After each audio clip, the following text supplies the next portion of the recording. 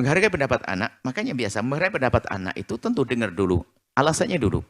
Anaknya pengen apa sayang, kan begitu. Oh saya pengen begitu. Saya pengen misalnya di sebuah sekolah, saya pengen jadi dokter. Apakah di situ nggak bisa sayang? Saya pengen surga bisa. Ditanya. Jadi menghargai itu adalah menganggap. Lalu kita buka dalam bentuk diskusi. Nggak boleh, nggak kamu. Itu nggak boleh. Apalagi anak sudah mulai berpikir, dibuka hatinya. Sehingga justru di saat dianggap, itulah dia akan menyerah. Karena sebetulnya kadang-kadang anak-anak seumur begitu tuh hanya pengen didengar.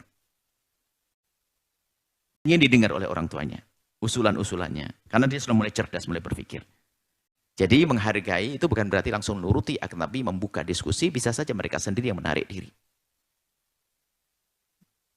Ada satu orang pengen nikah. Orang tuanya melarang. Gara-gara dilarang, keinginan semakin kuat. Langsung bilang ayahnya, segera nikahkan cepat. Setelah dibuka, anaknya bilang, tahun depan saja. Karena memang sebetulnya itu adalah protes rasa. Kenapa kok saya masih dianggap anak terus, nggak pernah diajak diskusi? Abahnya selalu meremehkan saya. Kadang-kadang protesnya bermacam-macam keadaan. Dia sudah mulai dewasa sebetulnya. Kita dengar, kita ajak diskusi. Kalau ternyata argumentasinya kuat, alasannya benar dan sebagainya, perlu kita hargai.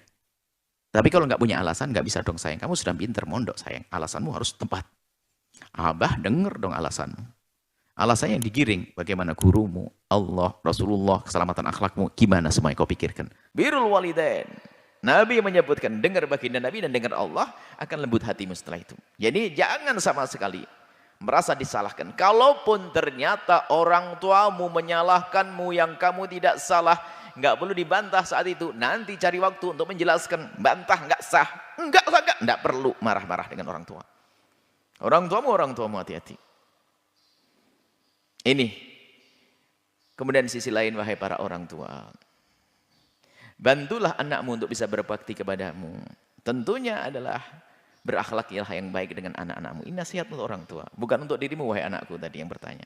Ini secara umum pada orang tua. Maka orang tua pun harus punya kasih sayang kepada anak. Lembut dengan anak. Pada zaman Nabi ada. Sallallahu alaihi wasallam, ada orang nggak pernah nyium anaknya. Ya Rasulullah, aku punya anak 8 tidak pernah mencium anaknya. Orang seperti itu nggak akan bisa punya kasih sayang kepada umat. Nabi marah kok. Berlemah lembut kepada anak itu penting. Bermain dengan anak itu penting. Kasih sayang itu penting. Nah jadi seperti itu. Kalau engkau menjadi anakku, kalau kamu nanti jadi seorang bapak, kamu pasti seperti itu. Dengan kecintaanmu akan mengingatkan anakmu.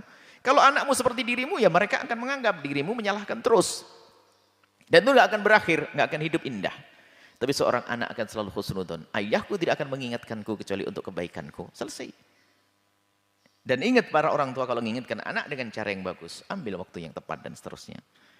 Sekiranya mereka menjadi mudah untuk menerima. Bantulah anakmu untuk bisa berbakti dengan berikan nasihat yang tepat waktu, tepat porsinya, dosisnya, dengan cara yang bagus. Ini penting sekali dalam mengingatkan anak-anak kita. Ini saja insya Allah biar semuanya dapat pesan ya.